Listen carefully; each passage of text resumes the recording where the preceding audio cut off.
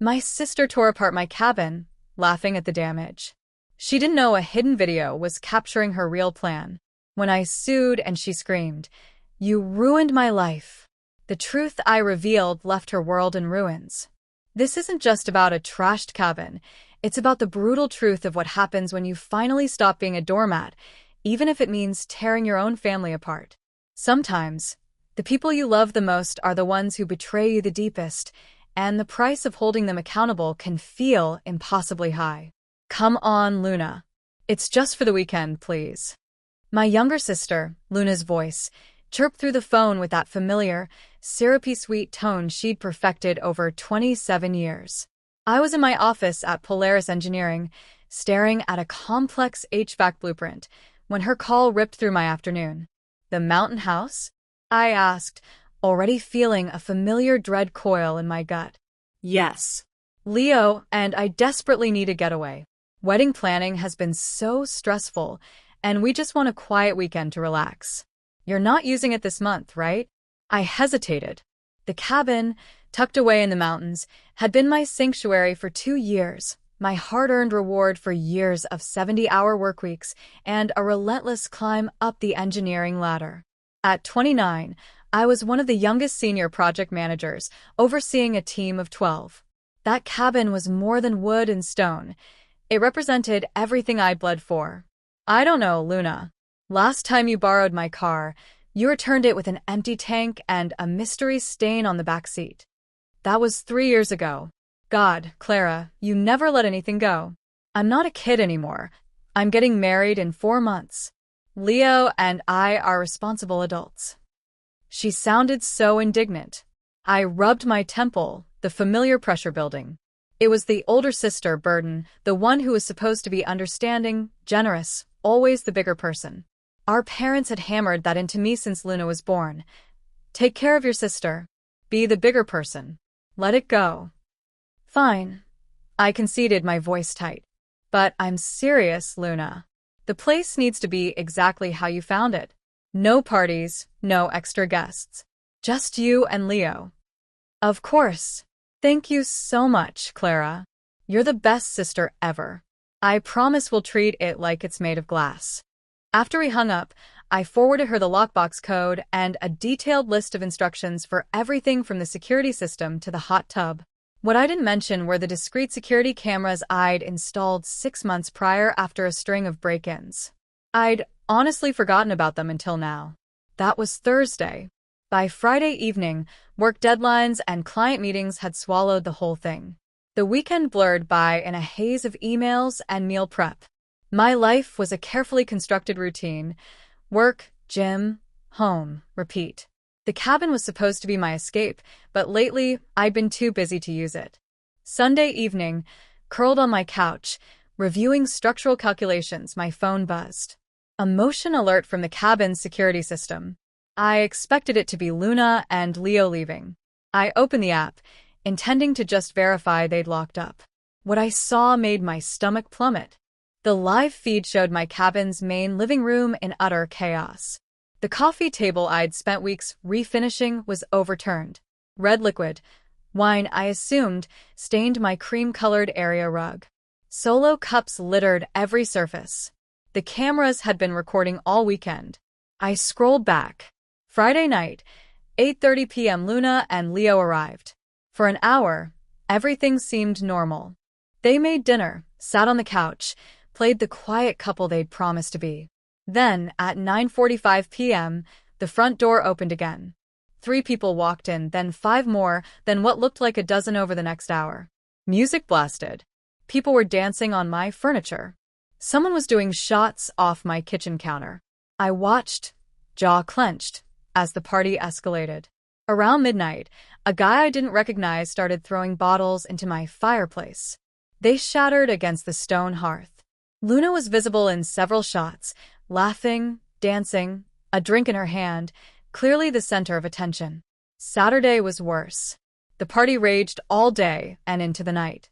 At one point, someone spray-painted graffiti on my back deck. My antique bookshelf, lovingly restored from an estate sale, lay on its side, books scattered. Sunday morning, The footage showed Luna and Leo waking around 11 o'clock. They looked at the destruction with what seemed like mild concern, but made no effort to clean. They gathered their bags and left by noon. The cabin looked like a tornado had ripped through it. I sat frozen, staring at the empty, desecrated cabin on my phone screen. The mess was staggering. Thousands of dollars in damage, easily. My sanctuary, my private retreat, had been violated. My hands shook as I called Luna. She answered on the fourth ring, her voice bright and cheerful. "Hey, we just got back. Thanks again for the cabin. It was exactly what we needed." "Luna," my voice was ice. "What happened at my cabin this weekend?" A pause. "What do you mean?" "Nothing happened. We had a quiet weekend, just like we said." "Don't lie to me. I have cameras." The silence stretched. I could practically hear her brain scrambling. "Cameras?" Luna's voice instantly turned defensive. "You didn't tell me you had cameras. That's such an invasion of privacy, Clara. God, you're so paranoid." "Invasion of privacy? It's my property. And you threw a massive party, destroyed my things, and now you're lying about it." "Okay, fine. A few friends came over. It wasn't planned, they just showed up. And it wasn't that bad. You're totally overreacting." I pulled up the footage on my laptop, keeping her on the phone. "I'm looking at spray paint on my deck right now, Luna. My bookshelf is destroyed. There's wine all over my rug. This is thousands of dollars in damage. So, what do you want me to do about it? I don't have that kind of money right now. Leo and I are paying for a wedding." The casualness of her response stunned me. No apology, no remorse, just immediate defensiveness about money. "You have one chance to fix this," I said, my voice steady despite the rage burning inside me. "You go back to that cabin. You clean every single inch of it. You replace what you broke, and you pay for professional cleaning and repairs." Luna laughed. Actually laughed. "Are you serious right now? I'm not driving 3 hours back up there to clean. It's just a little mess. Hire someone if it bothers you so much. You make way more money than I do anyway." "That's not the point." "No. The point is you're being ridiculous. It's a vacation house. It's meant to be used and lived in, not treated like some museum. Honestly, this is exactly why nobody likes asking you for favors. You always hold everything over people's heads." My breath hitched. "Nobody likes asking me for favors. Luna, you ask me for favors constantly. I helped you pay your rent last year. I co-signed your car lease. I threw you an engagement party that cost me $3,000. Yeah, and you never let me forget any of it. Every time we talk, you bring up some way you've helped me. It's exhausting, Clara. Maybe if you weren't so uptight and controlling, you'd actually have friends and a life instead of just work and that stupid cabin." The words hit like physical blows. I'd always known Luna saw me as the strict, serious older sister, but I hadn't realized the depth of her resentment. "I'm giving you until Wednesday," I said quietly. "Fix the cabin, or I'm taking legal action." "Legal action?" She laughed again, harder this time. "Oh my God. You're going to sue your own sister over what? Some spilled wine? Do you hear yourself? You sound insane." "I'm not joking, Luna. Whatever. Do what you want. I'm done with this conversation." She hung up. I sat there, staring at my phone, my whole body trembling with anger and hurt. The thing that bothered me most wasn't even the damage anymore.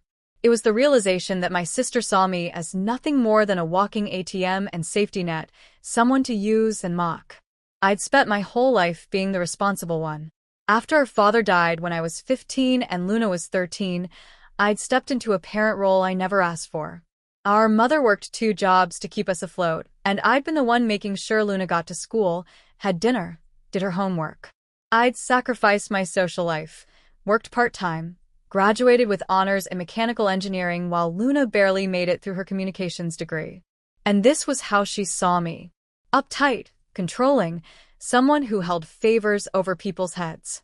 I opened my laptop and started downloading all the security footage onto an external hard drive.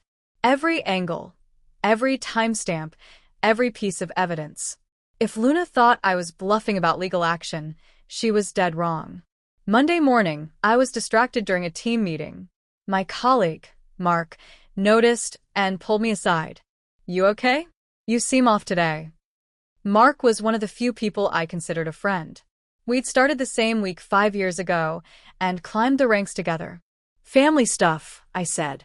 "My sister threw a party at my cabin and trashed it." Ouch. "That's rough. What are you going to do?"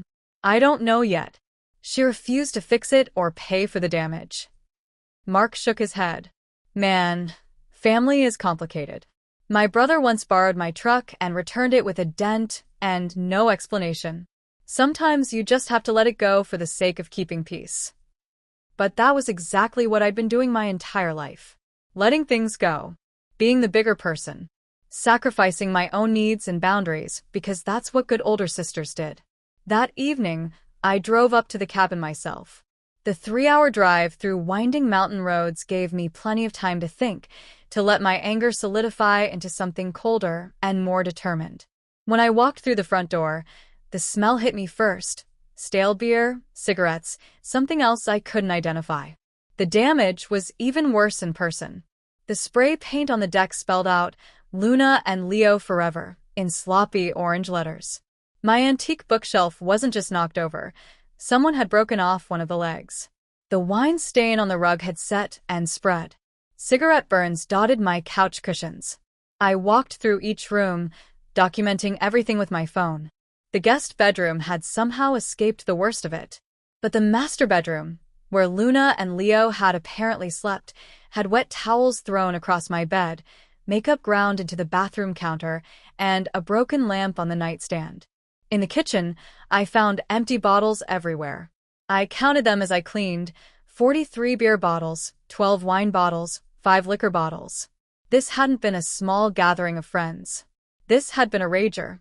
I spent 6 hours that first evening just collecting trash, filling bag after bag with Solo cups, bottles, food wrappers, and cigarette butts. The physical labor helped channel my anger into something productive. But it also gave me time to think clearly about what I wanted to do next. By the time I drove back to the city Tuesday evening, I'd made several decisions. I'd called a professional cleaning service that quoted me $2,200 for deep cleaning and odor removal. A furniture repair specialist said the bookshelf couldn't be saved and would cost $1,800 to replace. The couch needed reupholstering at $900. The rug was a total loss at $700. The deck would need professional paint removal and refinishing at $1,500. The broken lamp, damaged countertop, and various other items added another $1,000. Total damages, over $8,000. I called Luna again Tuesday night.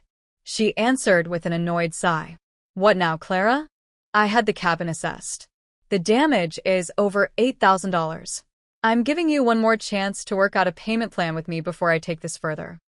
$8,000? Are you kidding me? You're making that up to punish me. No way is the damage that expensive. I have receipts and quotes from professionals. I'm happy to send them to you. I already told you I don't have that kind of money. And honestly, I don't think I should have to pay anyway. You never told me about the cameras. If I'd known I was being watched, obviously things would have been different. This is partially your fault for being creepy and spying on me. The audacity of this statement left me momentarily speechless. Are you seriously trying to blame me for you destroying my property? I'm saying you set me up. You let me use the cabin, knowing you had cameras. Probably hoping I'd do something wrong so you could hold it over me. This is exactly the kind of manipulative thing you do. Luna, I installed those cameras for security after there were break-ins in the area. This has nothing to do with you.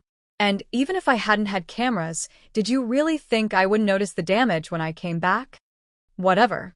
I'm not paying. Sue me if you want, but you're going to look ridiculous suing your own sister right before her wedding. Mom is going to be so disappointed in you. She hung up again. The mention of our mother was a calculated move. Luna knew exactly which buttons to push.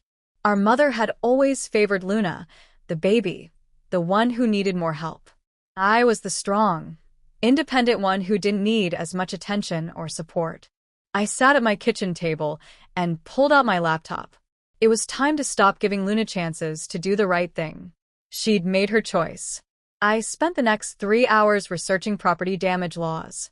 What I found was surprisingly straightforward. With clear video evidence of the party and the resulting damage, I had a strong case for both civil damages and potentially criminal charges for vandalism and trespassing, since Luna had allowed unauthorized guests onto my property. Wednesday morning, I called a lawyer my company had used, Sophia. She was sharp, efficient, and after I explained the situation and showed her the footage, she agreed to take the case. "This is pretty clear-cut," Sophia said, reviewing the videos. "You have explicit video evidence of significant property damage. The fact that your sister was the one who organized the party makes her liable. The spray paint alone could constitute criminal vandalism." "I don't want to send my sister to jail," I said. "I just want her to take responsibility and pay for the damage. Then we'll start with a strongly worded demand letter. If she doesn't respond or refuses to negotiate, we can file a civil suit. And I'd recommend filing a police report as well, just to have it on record. You don't have to press charges, but having the report creates a paper trail." That afternoon, I went to the police department and filed a report. The officer was sympathetic as I showed him the footage. "Does happen more often than you'd think," he said. "People borrowing vacation properties and throwing parties. Usually insurance covers most of it, but given that it was your sister, this is definitely a civil matter. However, the vandalism with the spray paint is criminal. We can send someone to talk to her if you want." "Can you do that without me pressing charges yet?" Sure. Sometimes just having an officer show up is enough to make people realize the seriousness of the situation. I provided Luna and Leo's address. The officer said they'd send someone over within the next few days. Thursday, Sophia's demand letter was ready. It detailed the damages, included still frames from the security footage, and gave Luna 14 days to respond with a payment plan or face legal action. Sophia had it couriered to Luna's apartment to ensure it couldn't be ignored. Friday evening, my phone exploded. "Luna, are you ing kidding me right now? Luna, you actually sent me a legal letter. What is wrong with you? Luna, Mom is going to hear about this. You're ruining my wedding and my life over nothing." Then Leo texted me, which was unusual. "Clara, this is getting out of hand. Can't we just talk this through like adults?" I didn't respond to either of them. Let them panic. Let them finally understand there were consequences. Saturday morning, I was at the gym when Luna called. I ignored it. She called 3 more times. Finally, she texted, "Clara, the police came to our apartment. They asked about the cabin. This is insane. Call me now." I smiled as I stepped onto the treadmill. The officer had followed through quickly. Good. Luna didn't laugh anymore. And this was just the beginning. Saturday afternoon, I finally called Luna back. She answered on the first ring, her voice shrill with panic. "The police were at my door, Clara. They said I committed vandalism and trespassing. Do you understand how serious this is? I could have a criminal record. Maybe you should have thought about that before you threw a party and spray painted my deck.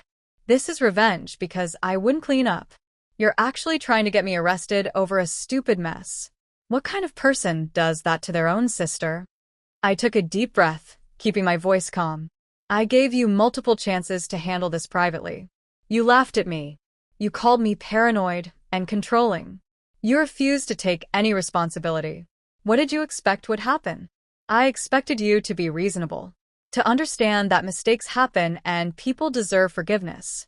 But you're so bitter and vindictive that you'd rather destroy your own family than let anything go. I'm not the one who destroyed anything, Luna. You did that, literally." There was a long pause. When she spoke again, her voice had shifted, becoming smaller, more pitiful. "Please, Clara. I'm sorry, okay? I should have been more careful. But if I get charged with a crime, it's going to affect everything. My job could be at risk. The wedding might have to be postponed. Leo's parents are already questioning whether I'm responsible enough to marry their son. Then you should have thought about all of that before you trash my cabin. I'll pay you back. I promise. Just make this go away. Talk to the lawyer. Talk to the police. Tell them it was a misunderstanding. It wasn't a misunderstanding.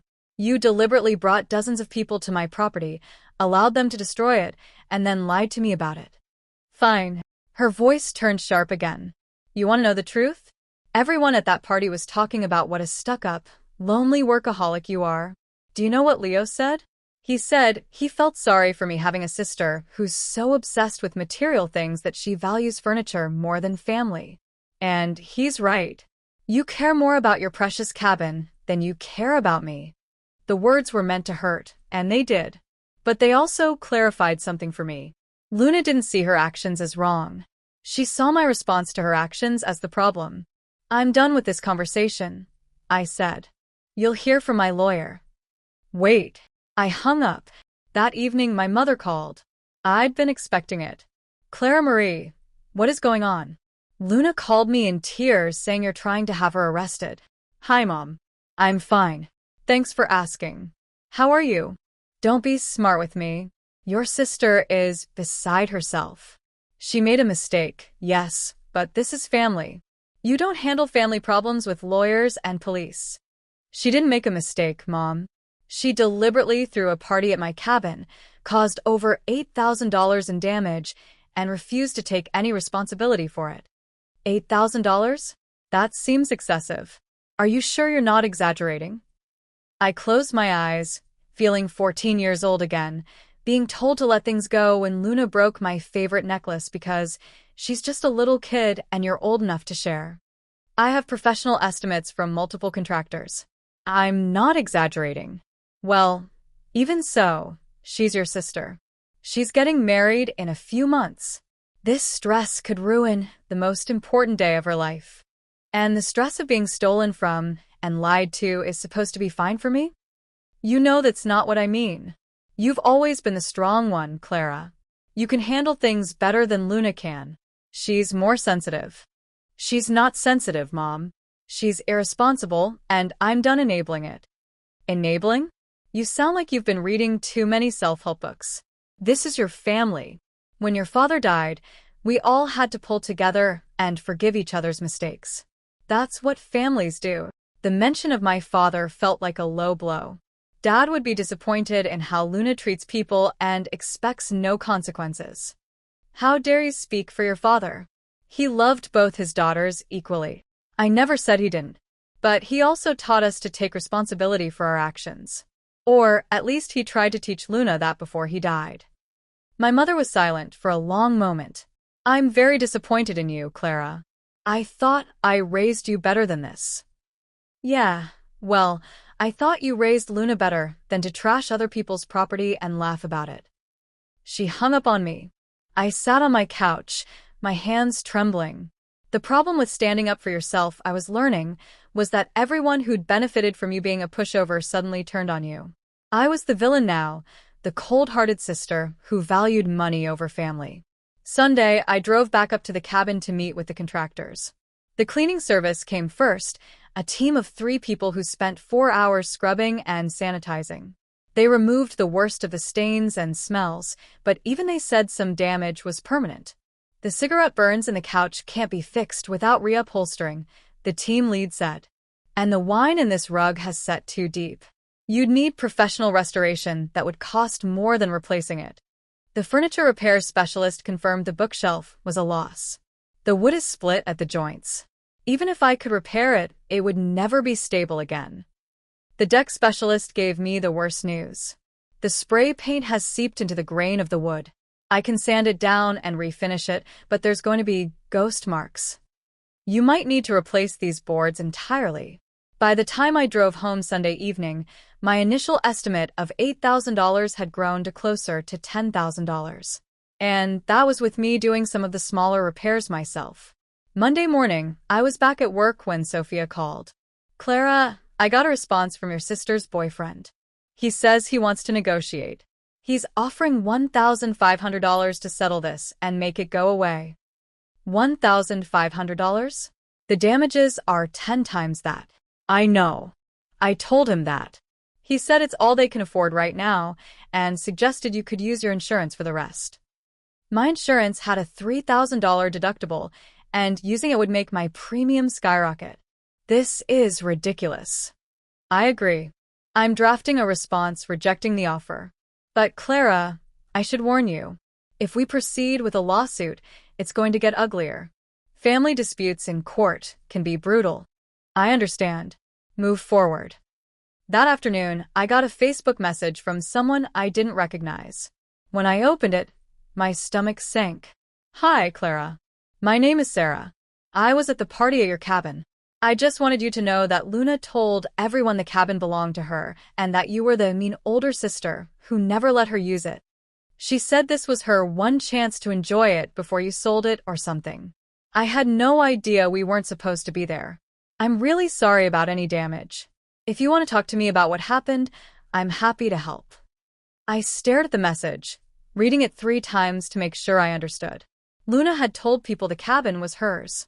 She'd positioned herself as the victim of my supposed meanness. I responded to Sarah immediately. Thank you for reaching out. Would you be willing to provide a statement about what Luna told people at the party? She replied within minutes. Absolutely. I actually feel terrible about it. I never would have come if I'd known the truth. Several other people have been talking about it, too. We all feel like Luna lied to us. Over the next 2 days, I heard from 4 more people who'd been at the party. They all told similar stories. Luna had invited them, saying it was her cabin, and she wanted to celebrate her engagement with friends. She'd encouraged people to bring others. What was supposed to be a small gathering had snowballed because Luna kept inviting more people and telling them to spread the word. One person, a guy named Daniel, sent me a particularly damning message. Luna was bragging about how she'd convinced you to let her use the place. She said you were uptight about your stuff, and she wanted to prove the cabin was meant to be enjoyed, not treated like a museum. I remember thinking it was weird how she talked about you like there was this rivalry between you. When things got out of hand, she just laughed and said you'd never know because you never came up there anyway. I forwarded all these messages to Sophia, who was delighted. This is excellent. It shows premeditation and deliberate deception. She didn't just make a mistake. She planned this party knowing it would cause damage and lied to people to make it happen. By Wednesday, Leo called me directly. His voice was tight and angry. You need to back off, Clara. This vendetta you have against Luna is affecting both our lives. My parents are threatening to pull their funding for the wedding. Luna has been so stressed that she can barely function. Is this really what you want? To ruin your sister's happiness? I want her to take responsibility for destroying my property. It's a vacation house. It's not like she burned down your primary residence. You're acting like she committed some heinous crime when it was just a party that got a little out of hand. A little out of hand, Leo? There's video of someone throwing bottles into my fireplace. Someone spray-painted my deck. Did you even try to stop any of it?